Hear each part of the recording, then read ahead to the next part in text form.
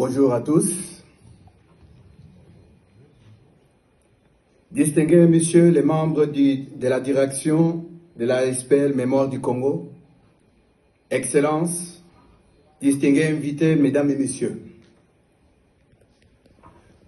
Souffrez que je confesse d'emblée l'immense honneur qui est mien en ce moment, mais aussi les sentiments de joie et de bonheur mêlés de surprise lorsque j'ai pris connaissance de la note d'invitation qui me fut adressée par l'ASBL Mémoire du Congo à prendre part à la journée organisée par elle au musée, un lieu hautement symbolique pour les chefs coutumiers que je suis, puisqu'il est habité par les esprits de nos ancêtres, les Bantous congolais, à travers les œuvres culturelles qui y sont exposées.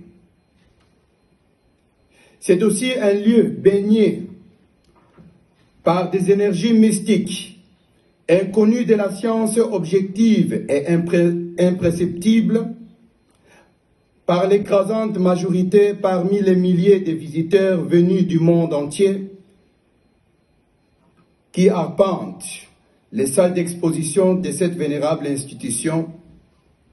Et c'est un privilège et un bonheur sans pareil de pouvoir m'exprimer devant cette assemblée distinguée en tant que tutelle de la population Mbala Ekwese, de ma chefferie dans le secteur de Mudikalunga, territoire de Gungu, province de Kwilu, en République démocratique du Congo.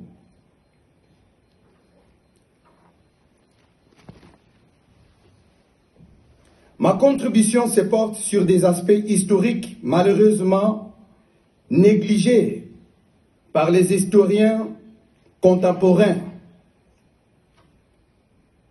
qui ont pourtant exercé des impacts désastreux sur l'infrastructure, l'éducation et l'emploi dans notre région. Je suis reconnaissant de la grâce et de la bénédiction de mes ancêtres divins que je puis faciliter et paver la voie à une rencontre entre l'ASBL Mémoire du Congo et ma tante maternelle qui a donné ici un témoignage.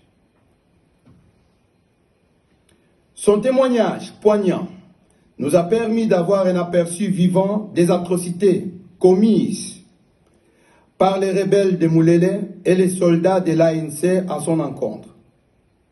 Bien que d'autres témoins aient également voulu s'exprimer, leur mobilité réduite due à leur avancée en âge les a malheureusement empêchés de prendre part à cette entrevue à la caméra. C'est ainsi qu'ils auraient pu évoquer en détail les combats héroïques de mon prédécesseur Shimona Kanga contre l'un des généraux de Moulélé qui avait tenté vainement de rallier notre soutien à leur cause. Notre leader éclairé, le grand Shimona Kanga Kimbunya, refusa la main tendue de ses adversaires car il était bien informé de la mort tragique de l'un des chefs les plus respectés de la région, le chef Pende, au nom de Moulangi. Ce dernier fut assassiné par les partisans de Moulélé pour avoir osé leur résister et refuser leur soutien, étant donné leur absence d'une vision sociétale claire et axée sur le bien-être de nos populations paysannes. Depuis cet événement tragique, le peuple Mbunda, dont Moulélé est originaire, et le peuple Pende, auquel appartenait le chef décapité, n'ont plus eu de relations cordiales. En vérité, tous les partisans armés ont commis des actes répréhensibles pendant cette période sombre de notre histoire. La province du Kwilu, qui a été durement touchée, peine à se relever pleinement en termes de développement et de réconciliation.